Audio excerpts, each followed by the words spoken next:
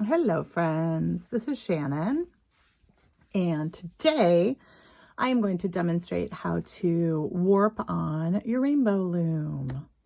The Rainbow Loom is so much fun. The kit comes with fingering weight yarn, either a variegated skein or a 6-pack in a rainbow, but you can also use it with thicker yarn. This is an Aran weight held with mohair, and I used a cotton warp instead of sock yarn.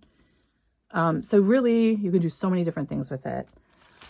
So the kit, like I said, comes with your loom. It comes with yarn, which I've already wound up, and it comes with a teensy little comb and a tapestry needle. So the first thing you're going to do is warp.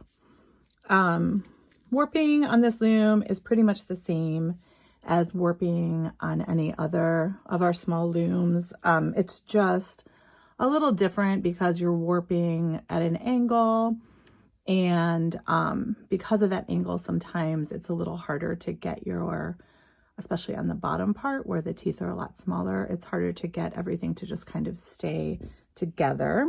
So I definitely recommend going slowly on this. I don't recommend carrying your in-progress piece in, like just throwing it in your bag, because these little teeth, it's easy for warp threads to kind of pop off of it. So just be a little more careful with it. So as you saw, I tied a double knot onto one of the holes on the outer edge of the loom.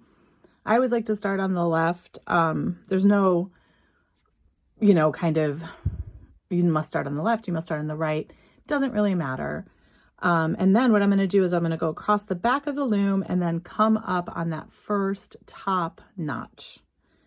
And I'm going to go down to the notch that corresponds with it on the bottom of the angle and go around that tooth and then go back up. And that is how you warp. With little looms like this, you want to have a nice tension. You don't want it to be too tight. You definitely don't want it to be loose enough that your yarn or your warp threads are going to pop off of your teeth. But it doesn't have to be, you don't have to be super, super strict about how tightly you're making it. You just want a nice tension that, that doesn't have a lot of resistance. What I like to do as I'm warping these little looms, and this holds true for all of them, is I use the hand that I'm not warping with. So, for me, it's my left hand, to kind of hold down the warp thread, either with my pointer or my thumb as I warp. And so this is what the back of the loom looks like. You're looping around all of these teeth as you go. And just try to hold a little bit of tension on your warp threads as you warp. So you warp all the way across just like this. And when you get to the end, you're going to tie a double knot here, making sure that you have a good tension going on there as well. I'm going to stop right now, and when I come back, I will show you how I weave with this. All right, hello, I'm back. I'm all warped. So you can see that I have warped the entire loom all the way across, and I have tied a double knot there. This is what the back of the loom looks like. You see that I've got loops around every other tooth here. And my tension is even across the entirety of my little loom. So in your kit, you've got fingering weight yarn provided. And it's a great yarn to use for it. Like I said at the beginning of the video, you can use thicker yarn too. And it, obviously it's a much quicker experience with the loom. One thing that I have found that I really do like to do is double my yarn. So I'm going to demonstrate how to do that. It's the same way I demonstrated if you watched any of our little ornament loom videos. And so you can start just like with warping, you can start on either side of the loom. One of the things that's different about this loom to me is that I like to start weaving from the top down. And what I mean by that is that usually when I'm using a little loom, I beat my weft down to the bottom of the loom. Because this one has more space on the top, I like to beat my warp up as I weave. So I am filling it up from the top to the bottom across my rainbow. And so if I'm going to be doubling my yarn, what I'm going to do is I am going to feed my yarn through my left or right most warp thread, and then now what this does is it leaves you with fewer ends to weave in, which as a knitter, as a crafter, as a weaver, the less finishing I have to do, the happier I am. So I've doubled and I've pulled my yarn so my tails are together, and then I'm going to thread my needle. And so I've got my working yarn wrapped around my first warp thread. And so basic weaving is just over, under, over, under, over, under, and then on the way back, it's doing the opposite. So I kind of consider this to be an over. So the next one, I'm going to go under, over, under, over, under, and I do that as long as I feel like it. You know, kind of for as far as I want to. And then the first ones especially need a little bit of tweaking. So I'm going to grab my little comb and I'm going to gently push my weft up along the top of my warp threads. And again, because I'm doubling it, it needs just a little bit more tweaking than it will as we go forward. And so I've got my weft pushed as high as I can up there. I always put my needle down while I'm beading. It's just a good habit to get into as you weave, so you're not trying to balance too many things at once.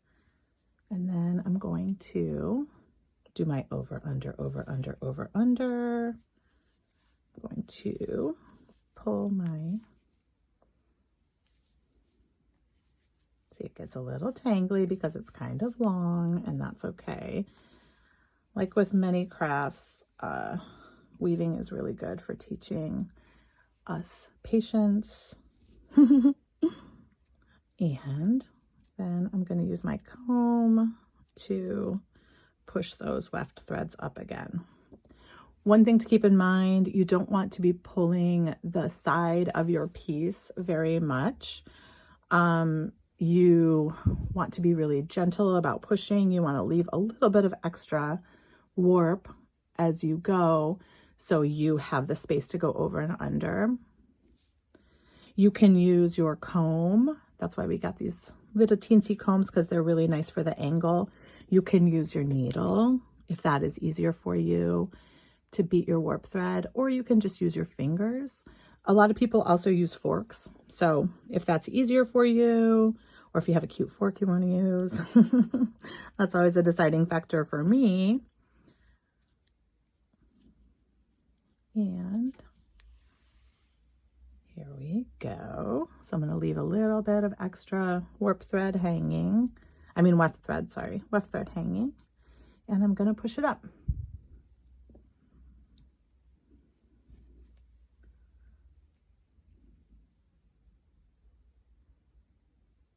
And that, my friends, is how we weave. Now, when we get to the edge of the loom, we're going to just do the opposite thing on the way back.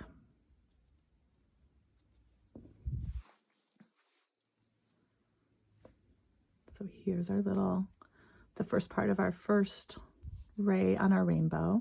And then we're going to just work back and do the opposite. So if we've gone over a thread, if we've gone over a warp thread, this one will go under, this one will go over. So you're just going to do that back, and you're just going to keep doing that, and you're going to keep pushing and try to make it as dense as possible without, you know, you don't want to be just like, oh, and you're going to keep doing that until you can't do any more. And then you'll be done with the weaving. Now, when you are starting a new thread, you can just let a tail hang through to the back.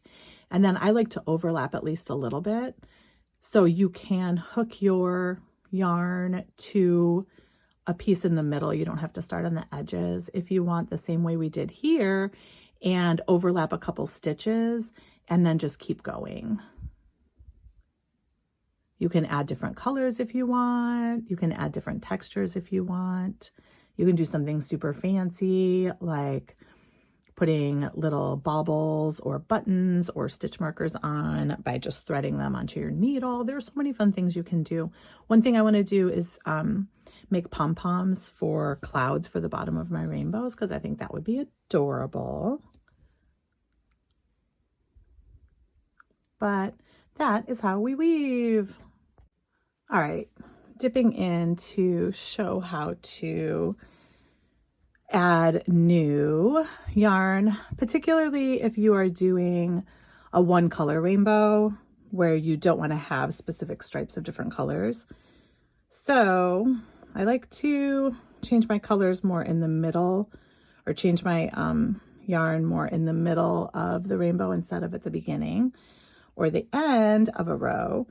And so what I do is I weave my way through and then pull my needle out through the back. I usually don't leave it quite this long, but that's okay. And then I'm going to beat my row up, and then I'll get my next length of yarn and thread it with just a small tail. And then you see that this row went to about here. And so I'm going to actually start on this. So I have a couple of overlap warp threads. So I'm going to start on this thread right here, pull it through, and then have the ends meet. So I'm doubling. So I'm attaching my warp thread, or my weft thread, sorry. I'm attaching my weft thread here, as you can see, and attaching it by going around the warp means that I am working double thread, which is what I'm doing for this whole project this time. And then until I get to where I fed the yarn that I'm finishing through to the back, I'm going to follow the exact same path. So what I mean by that is that on the row that I did partially, right here I went under, right here I went over. I'm going to do the same thing. I'm going to go under, over, under, over. So just for a couple of the threads, I am following the exact same path. And now with this over, all of a sudden now I am on the same row that I had been on for the short row. Does that make sense? And I'm going to start doing my opposite weaving. So right here, I started, I'm going to pull this down just so you can see the difference. So the yarn that I was finishing is right here. It's this last row. So I did over, under, over, under, over, under, over, under, over, and under. I added right here my next yarn, and I'm following the same path. So this one had gone under, so I'm going to have two, just for a couple of stitches, for a couple warp threads, I'm going to have 2 rows doing the exact same thing, and now this is where I ended this yarn. And so now I'm going to continue the row. So you can also, I almost did that inadvertently, but you can also use the tail of your needle. A lot of times people do that. These are nice blunt needles, so I think they're easy enough to weave with as is.